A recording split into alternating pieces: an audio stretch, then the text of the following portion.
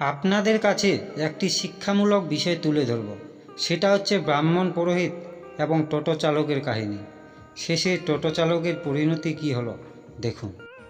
একদিন টোটো স্ট্যান্ডে অনেকগুলো টোটো দাঁড়িয়েছিল নিজ নিজ টোটো নিয়ে। টোটো স্ট্যান্ডে অনেকগুলি ড্রাইভার থাকে। সেখানে কেউ নিজের টোটোতে পুজো দিচ্ছেন, কেউ আবার চা বিস্কুট খাচ্ছিলেন, কেউ বা গল্প করছিলেন। ঠিক সেই সময় সেখানে একটি বাস গাড়ি আসে। সেই টোটো স্ট্যান্ডে থামলেন। সেই বাস থেকে তিনজন যাত্রী নামলেন। তার মধ্যে ছিলেন দুজন স্বামী স্ত্রী এবং একজন ব্রাহ্মণ পুরোহিত। কিন্তু টোটো স্ট্যান্ডের নিয়ম আছে, সেখানে চেনমাস্টার থাকে। সেই নিয়ম অনুযায়ী তাদেরকে কাজ করতে হয়, আর যে নিয়ম মানে না তাকে বেশি করে ট্যাক্স দিতে হয়। সেখানকার নিয়ম হলো একটি টোটো দুজনের বেশি নিয়ে যেতে পারবে না, কারণ সেখানে অনেকগুলো টোটো দাঁড়িয়ে আছে। কারণ একটি টোটো দুজনের বেশি নিয়ে গেলে বাকি টোটোগুলো কি নিয়ে যাবে, তার জন্য এই নিয়ম করা হয়েছে। কিন্তু যে টোটো লাইনের প্রথমে ছিলেন সে দুজন স্বামী স্ত্রীকে নিয়ে সেখান থেকে রওনা দিলেন।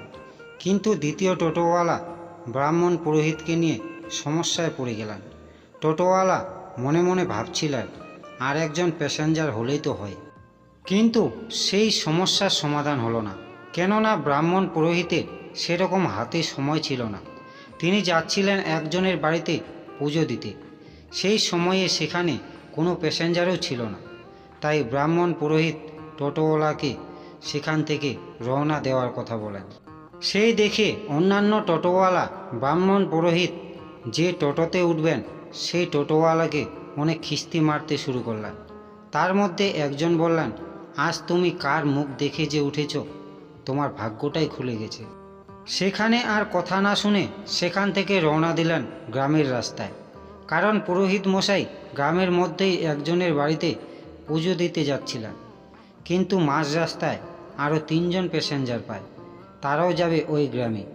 সেই টোটোওয়ালা তাদেরকে ভালোভাবে নামিয়ে দিলেন, সেই পুরোহিত মশাইকেও, এবং তাদের কাছ থেকে পয়সা নিলেন। যখন সেখান থেকে টোটোটা ছাড়বেন সেই সময় আবারও 6 জন প্যাসেঞ্জারকে পেলেন। তারা নাকি যাবেন আত্মীয়র বাড়িতে। যে টোটোওয়ালা তাকে সকাল সময়ে কথাটি বলেছিলেন সেই টোটোওয়ালা সেই রাস্তা দিয়ে একজন প্যাসেঞ্জার নিয়ে আসছিলেন। সেই সময় ইনিও ওই রাস্তা দিয়ে যাচ্ছিলেন। ঠিক মাঝ রাস্তায় দেখা হয় তাদের। যিনি ওই কথাটি বলেছিলেন তিনি তাকে দেখে মাথা নিচু করে চলে গেলেন, আর তিনিও তাকে কিছু না বলে সেখান থেকে চলে আসলেন। তখন সেই টোটোওয়ালা নিজের ভুল বুঝতে পারলেন যে কাউকে খারাপ সময়ে খিস্তি দেওয়া উচিত নয়। এই গল্পটিতে বোঝানো হয়েছে যে যার যেরকম কর্ম সেই সেরকম ফল পাবে।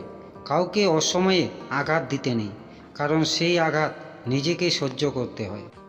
বন্ধুরা, আপনাদের যদি এই গল্পটি ভালো লেগে থাকে তাহলে অবশ্যই শেয়ার করতে ভুলবেন না।